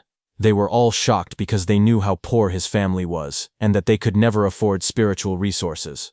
They wondered if he actually possessed spiritual power talent. The teacher was the most shocked because she knew that martial talent and spiritual power talent were entirely different gifts, yet Chengdu seemed to have both. It was the first time she had seen someone possess that combination. Peng Hu, who had collapsed early, looked up with a relieved grin. He laughed to himself, feeling proud because the stronger Chen Du appeared. The more it proved that his own defeat yesterday wasn't because he was weak. Suddenly, a sharp cracking sound rang out. Students turned toward it with wide eyes, startled by the sudden shift in pressure. The sound was Mo Lai-te, finally falling to the ground under the pressure of the Song of Exhaustion. He lay on the floor, drenched in sweat. Everyone watched him in disbelief. They knew that he not only had martial talent, but also spiritual power talent. With a different background, he could compete for entrance into the 3 great elite academies. The teacher stared at Mo Lai-te with wide eyes. She saw that Mo Lai-te, the top student in the class, had collapsed at level 6. Yet Chen Du had endured level 7 without falling. Shocked, she decided to increase the pressure. She brought the flute to her lips again, preparing to unleash level 8 spiritual power. Chen Du's body trembled as the next wave hit him. He let out a strained breath, barely staying upright as the spiritual pressure flooded the room. In his mind, the humanoid figure he was fighting turned into a towering spiritual figure, massive and muscular, glowing with violent purple energy. It loomed over Chen Du, its aura shaking the ground. The giant figure swung its fist, sending a huge impact crashing toward Chen Du. Chen Du crossed his arms to block, but the force still threw him backward in a burst of light and shockwaves. He gritted his teeth as the weight pressed down on him. He was shocked to see how heavy that punch was. Chen Du looked up, sweat beading on his face. His eyes widened as he realized the next attack was already coming, faster and heavier than before. Chen Du dropped to one knee, breathing heavily as the pressure faded. A rough exhale escaped his lips. The spiritual duel had drained him, and he realized the battle didn't just wear down the spirit, the body suffered too. The teacher stared at him in disbelief. In her mind, she repeated what she had just witnessed. Having spiritual power greater than one's life strength was almost unheard of. To her, it looked like a miracle. And Chen Du not only had unusually strong spiritual power, but his martial skill talent was extremely high as well. She imagined the path he could take. Someone who could become immune to spiritual attacks and rely on a powerful body to tear enemies apart. Her expression tensed as she reached a conclusion. Chen Du was practically the perfect warrior for battling the Big Eye civilization. Then, sometime later, in the principal's office, the principal was shocked to find that Chen Du had dual talent in martial skills and spiritual power. Inside the office, teacher Ya Dian nodded firmly. She confirmed that she had personally verified everything during class. The shocked principal leaned back in his chair with wild hair flowing around him. Teacher Ling said he had just finished talking with Chen Du about his situation. From his perspective, Chen Du had the potential to reach level 20, a skywalking warrior. Hearing that, Teacher Ya Dai was shocked and asked Teacher Ling if he meant a real skywalking warrior, someone who could actually fly. The principal leaned forward with a serious expression. He explained that skywalking warriors were extremely rare, only 1 in 10,000. A genius like Chen Du, he said, would be completely wasted in the 8 great schools.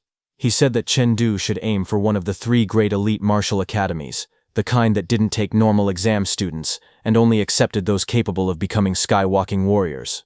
The principal then told them that he had already received confirmation news that after the 100 Cities tournament, Black Dragon Martial Arts University, one of the 3 elite academies, would hold its freshman selection in Cyber City.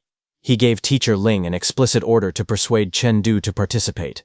Teacher Ling raised his hand sharply in response, replying with confidence that he understood. Later, at the school office, Chen Du walked inside and asked the teacher why he was being called.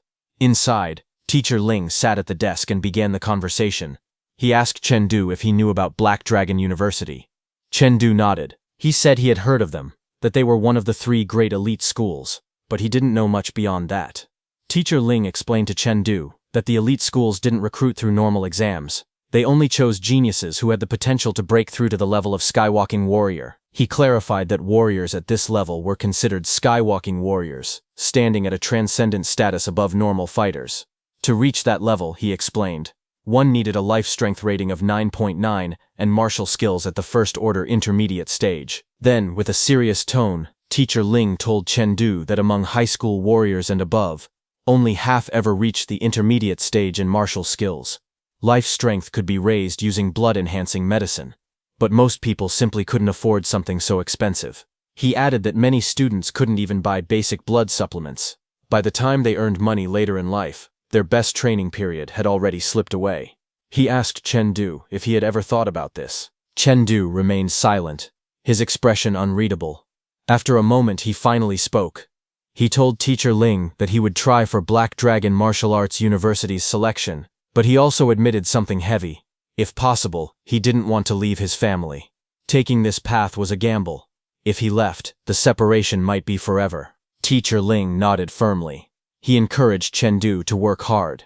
With his current condition, if he chose the special recruitment route, he was almost guaranteed a place in the 8 great schools. Teacher Ling told him that he could treat those schools as backups while aiming for Black Dragon Martial Arts University, because his future could be far greater. Hearing all that, Chengdu lowered his gaze.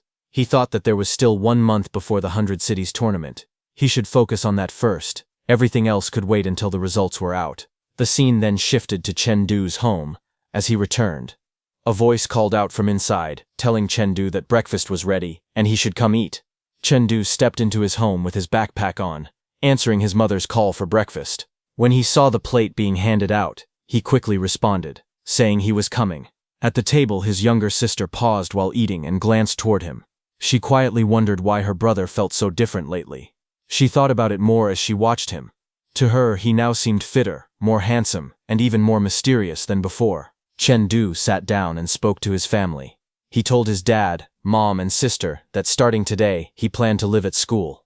He wanted to focus completely on training so he could prepare for the 100 Cities tournament happening in 1 month. His mother looked worried and asked if he would be able to rest properly. She reminded him that working hard was good, but he needed to take care of his body too. She feared he might collapse again. His sister added another concern. She asked whether the school could still assign him a dorm room, since housing was usually arranged before the school year began. Chengdu smiled reassuringly. He told his mother not to worry. The school had given him many resources, and he wouldn't face the same problems as before. Chengdu explained calmly to his family that every Hongji class student received a personal martial arts chamber with its own resting area. He told them he would train and rest there without any problems. Hearing that, his father nodded with approval. He said it was fine, and encouraged Chengdu to keep his drive and work hard. If Chengdu ever needed anything, he should tell his parents. His father raised a fist proudly, and told him to charge ahead. Chengdu responded with a firm yeah, then stood up from the table. He said he was done eating, and was heading to school. His family immediately began to cheer him on. His mother told him to take care of himself. His father called him a good kid, and urged him to work hard. His sister grinned excitedly and shouted for him to come back with first place. Chengdu listened to their voices of support as he walked away, carrying their expectations with him. The morning mist hung over the school grounds as Chengdu arrived. The sports field and the tall school building slowly came into view through the fog. Inside the martial building, he walked briskly with his bag on his back. A list of supplies ran through his mind. 90 bags of blood-boosting milk, 30 blood-boosting pills, and 4 packs of perfect blood powder. He noted that all the resources the school provided had already been sent to his personal martial chamber. Altogether, it was worth at least 50,000. He realized martial arts truly was a sport for the rich. He pressed his fist onto a glowing device panel, activating the chamber. He told himself that from now on, aside from class, he would focus entirely on training. The chamber door opened with a metallic sound. He stepped inside, standing straight with determination, tightening his fist. Facing the training dummy in the dim room, Chengdu held his sword and gave a command. He told Little Bear to raise the gravity to 5 times. The mechanical voice obeyed. A wave of blue energy surged around him as the gravity increased. His expression hardened while sweat formed at his temples. He gripped his sword and steadied his stance. He compared the pressure to having 15 adult elephants pressing down on him while he battled a training machine. Despite the weight, a spark of excitement flashed in his eyes. The 4th training round began as the combat dummy activated, its eyes glowing red. Chengdu lowered his stance with his sword raised, facing the towering machine under heavy gravity. He rushed in with a strike.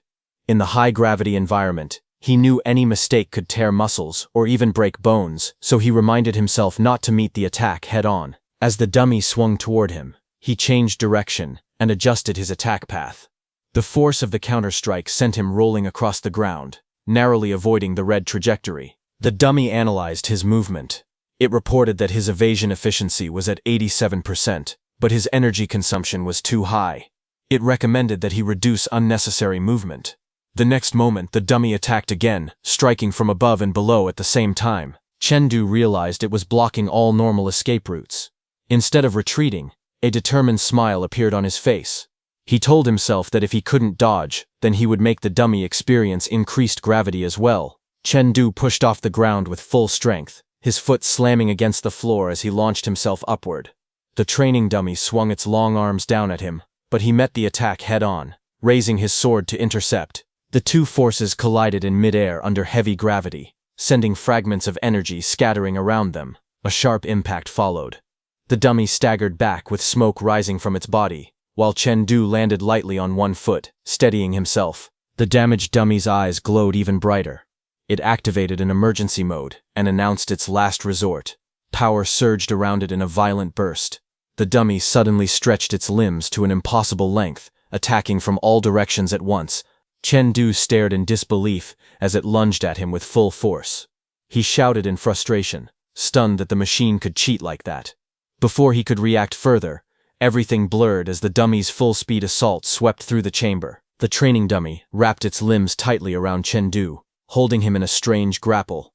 Chengdu let out a tired breath and told Little Bear to end the gravity mode. He added that it was enough, and that the dummy could let him go now. But the dummy continued to repeat its command phrase, last resort, as if stuck on its final setting. When it finally released him, Chengdu sat down cross-legged. He felt his body reaching its limit. He said he would use the Void Immortal Visualization method next to raise his spiritual power and let his body recover. As he closed his eyes, his consciousness sank into a different space. His shadow stretched downward like a black river, while strange red symbols floated around him. A massive red figure hovered far above, watching silently. Chengdu steadied himself in the void, blue energy swirling around him. He encouraged his spiritual power to grow, calling for more experience. A moment later, he opened his eyes again. He learned that his spiritual power had increased by 0.3 levels. But just as he tried to stand up, he grimaced, realizing that his legs were completely numb. Chengdu then ate a pill and admitted to himself that his mind was exhausted and his body still hadn't fully recovered. Since that was the case, he decided he would sleep. He lay down flat on the ground with his arms spread out, letting his body relax completely. As his eyes slowly closed, he slipped into a calm state. In that quiet moment, he told himself it was time to enter the crystal space and sharpen his martial skills. When he opened his eyes again inside the crystal space, huge crystal pillars surrounded him. He gripped his sword tightly and stood ready. His footsteps echoed on the ground as he stepped forward. In front of him, several green fire giants appeared. Their massive shapes loomed in the mist. He remembered that last time, he couldn't figure out how to deal with them, and didn't manage to kill even one. Now he stood firm with his sword in hand. This time, he wanted to see what he could do. Chengdu stood with his sword resting on his shoulder. Blue spiritual energy swirled behind him, making the air shimmer as he faced the giants with calm eyes. His attack struck one of the giants, and as the blow landed, he realized something important. The green patches on their bodies weren't curses or birthmarks at all. They were sources of healing energy. Understanding this, he moved quickly. He landed on a giant's shoulder and struck directly at one of the green patches, causing the giant to roar in pain. He continued analyzing their abilities. Other than the healing spots, the green fire giants only had thick health bars and nothing else. As long as he destroyed the green patches first, they weren't scary at all. He rushed forward with renewed confidence. After the intense gravity training earlier, he felt like his control over his body had improved dramatically now that he was back in normal conditions. His body flipped in midair as he swung his sword downward, aiming straight for another weak point. He saw an opening and tightened his grip. This was his chance. He brought his blade down with full force, cutting through the giant's defenses as red energy burst from the impact. Chengdu's strike landed with overwhelming force. One of the giants was blasted backward, its arms flailing as it collapsed under the impact. Flashes of light rained down behind him as more giants gathered, their red eyes glowing in the darkness. Chengdu stood calmly in front of them, his sword held at his side while blue flames of energy flowed around his body. He felt light, almost springy. The sensation excited him. He thought that once he woke up from this training space, he would continue his gravity training immediately. He dashed forward with full momentum. He believed that if he kept improving step by step like this, he would definitely have a chance to place in the top 3 of the 100 Cities tournament. Then the next day in High City, the long-awaited day of the 100 Cities tournament had finally arrived, and the city buzzed with energy. Chengdu followed his group into a grand hotel. He looked around wide-eyed, surprised by the luxurious interior. It was his first time being in such a fancy place. The instructors told the group to stay close. While Chengdu was looking around, someone suddenly shouted at the reception, asking why they weren't letting him sign in. Hearing that, Chengdu turned around. It was a man named Wuzong, a member of the Lu City competition team. He slammed his hands on the counter and glared furiously. His expression twisted with anger as he shouted that he had clearly arrived within the required time. He demanded to know why he was being targeted, and insisted they give him an explanation. The receptionist stepped back in fright, her hands raised nervously as she faced his intimidating presence. Wuzong lowered his head slightly, his eyes narrowing with a dark, dangerous look. His hand moved toward the sword at his waist, gripping the handle tightly. Chengdu, watching, wondered anxiously if he was about to attack someone right there in the hotel. Chengdu, standing nearby, felt a sharp wave of sword intent coming from Wuzong. He stared in shock, realizing that Wuzong's martial skill level might not be lower than his own. Hearing that, Lu Bo and Mo Lei muttered in disbelief, wondering how such a vulgar man could actually be so strong. At that moment, a girl with long purple hair appeared there, observing the situation. She stepped forward with authority. Her name was Zhou Xiaogu, a member of High City's competition team. She instructed the staff to take care of Wuzong. She said they should let him sign in, but his teammates would be treated as forfeiting. While saying that, she was standing on the upper balcony. The crowd below recognized her instantly and began whispering excitedly. Many called her the Sea Princess, amazed that she looked even prettier in person than in the photos. Some people remembered online comments saying she didn't photograph well, and now they believed it. Chengdu looked confused when he heard the nickname. His teammate Mo Lei explained it clearly.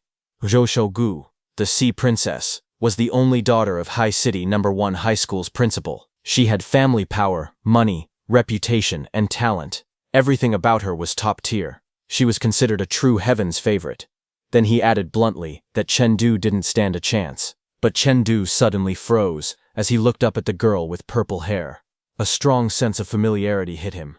He felt certain he had seen that face somewhere before. Then the scene from the online simulation match flashed in his mind, where he saw Zhou Xiaogu leap gracefully through the air, spinning with perfect balance, her long hair fluttering as she descended. Chengdu stared up at her, stunned and wide-eyed.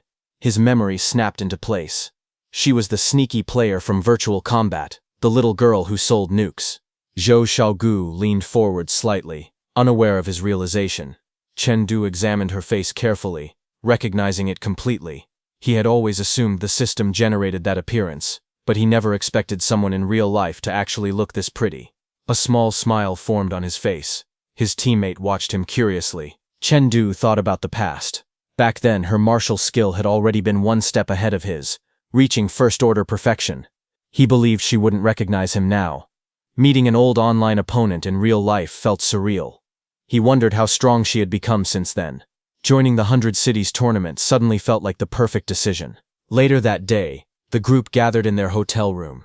The door to room 301 closed behind them. Inside, their instructor shared new information. The leaders had changed the tournament rules. Before the elimination rounds, there would be an additional event, a badge battle. Chengdu repeated the term quietly, trying to understand it. Sitting on the couch, he asked what the new tournament rule actually meant. His instructor explained the structure. The 100 Regions tournament would last 3 days with 3 different rounds.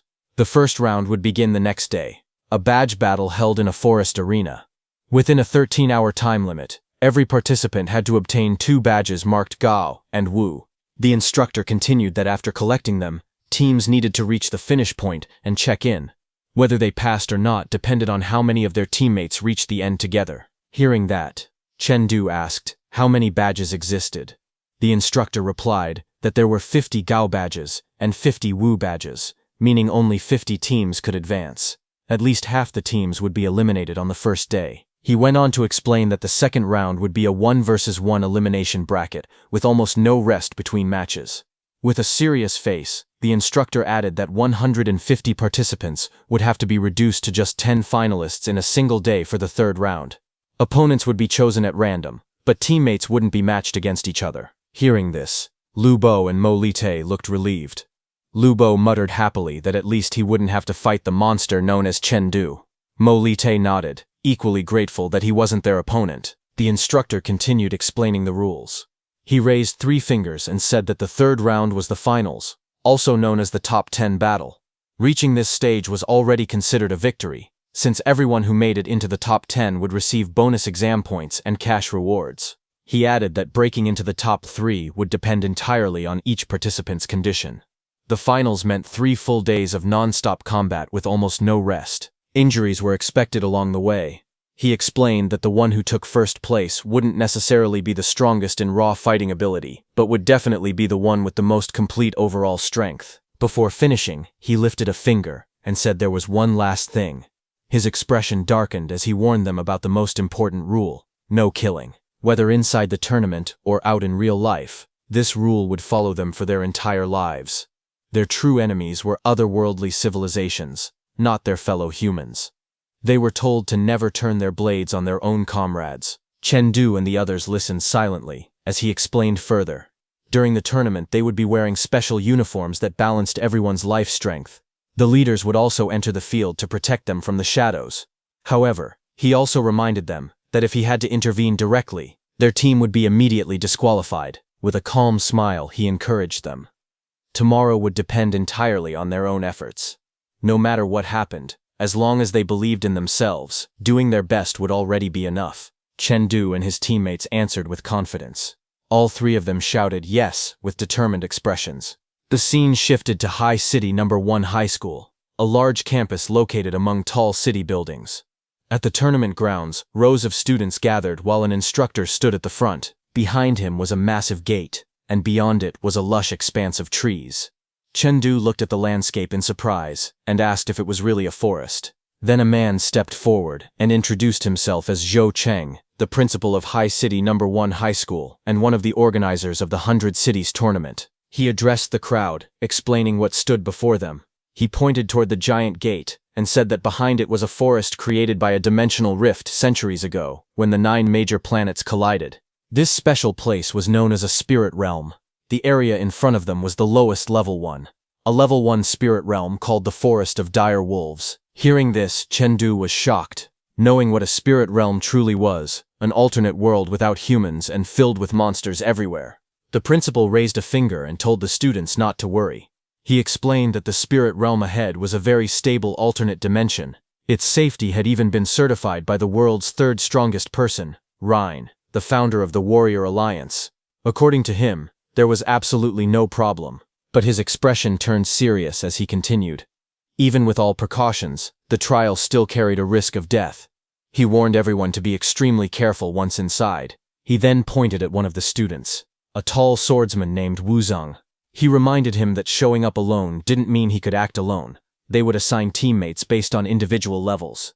Wuzong clicked his tongue in irritation. Chengdu noticed Wuzong's attitude and thought that the guy seemed annoyed with everyone he looked at. The principal then approached the massive gate and completed an iris scan. With a mechanical chime, the system confirmed his identity. The gates slowly opened, revealing a bright entrance filled with drifting blue particles. The students gathered outside, staring at the path ahead. The principal announced that it was time for everyone to get ready, because they were about to enter the Forest of Dire Wolves. The students gathered in a large group as a glowing magic circle lit up beneath them. The bright pattern expanded across the ground. Students looked around in surprise, asking if this place was really the Forest of Dire Wolves. The principal explained calmly. He said the true location of the spirit realm was a top-secret area. The magic circle they were standing on was a gateway to the forest, a backup plan created by their predecessors with great effort. He added that if the dimensional rift ever closed unexpectedly, they could still use this circle to pull everyone out safely.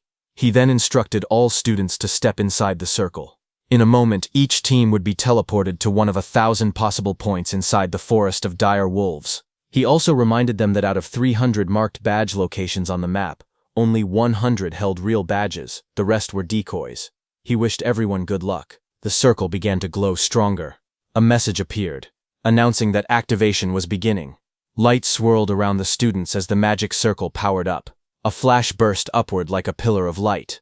Everyone was swallowed by the bright glow as the teleportation activated. The next second, Chengdu raised his hand to shield his eyes from the intense light coming from the sky. He was inside the forest of dire wolves, surrounded by tall trees and soft white light filtering through the leaves. He looked around in awe and asked if this place was really the spirit realm. Mo Laite checked their map and asked Chengdu which marker they should head toward. Chengdu studied the holographic display and smiled, saying they were lucky there was a badge located very close to their starting point. He suggested they check if it was real. His teammates agreed, and the group started moving. Not far away, a tall stone pillar stood quietly among the trees. A small symbol on it suddenly lit up when a rock was thrown at it. A badge bounced off the pillar and fell, and the square display on the stone turned bright blue with a glowing character on it. On the square, the word Ga was written, confirming that the badge was valid. Chengdu reached out and grabbed the glowing badge from the stone pillar. He told his teammates that he originally thought any marker near the starting area would probably be fake, but this one actually contained a real badge. One of his teammates, Lu Bo, laughed and said Chengdu's luck wasn't bad. He started to suggest picking another marker next, but Chengdu suddenly narrowed his eyes. A sense of danger flashed across his expression. He grabbed Lu Bo's clothes and pulled him toward himself, telling him to watch out. A split second later, sharp spears shot down from above and struck the ground right in front of them. Both Chengdu and his teammate jumped back as the attack stabbed deep into the dirt, cracking the ground.